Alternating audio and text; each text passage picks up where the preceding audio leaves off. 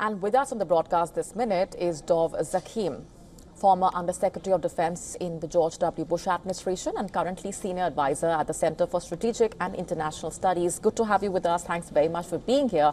I have to begin by asking you for your assessment of what Russia is trying to do at this point. What do you make of Russia's strategy right now? Look, the Russian strategy really hasn't changed. And what it's doing now is what it has basically been doing the whole time, which is press ahead on the ground, demand that Zelensky go, narrow the area of independent Ukraine.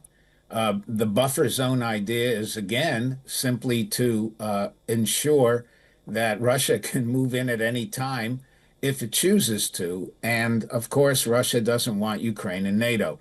Now, these are all elements of what Putin has wanted from day one.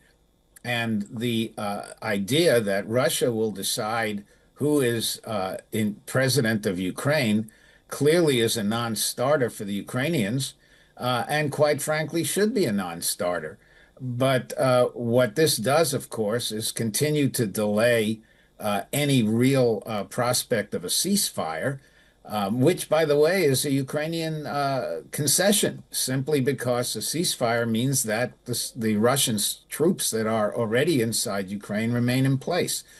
But Putin doesn't really want a ceasefire. He wants to continue to advance until he's ready to allow his troops to rest and begin seriously to talk to Ukraine. We're not there yet at all. All right, so what does that mean for America's role? How does it really make Donald Trump look at this point, according to you? He has said that what's happening right now could lead to something big, but we don't really know what that would mean. Well, Mr. Trump has said that, but he's also said that he's kind of washing his hands of American participation in the negotiations.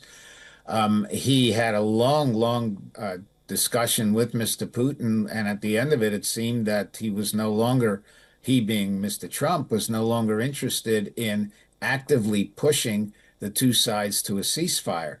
So we don't really know, because at the same time, we, the United States, are continuing to supply the Ukrainians with weapons that has not stopped, with space-based intelligence that has not stopped. So at best, you could say that we're getting mixed signals from Washington in terms of where the United States is vis-a-vis Ukraine's effort to get that ceasefire. Mr. Trump has said he wants it. The question is, what does he do to get it? All right, we're leaving it there for the moment. And thanks very much for joining us with your assessment. Thank you so much.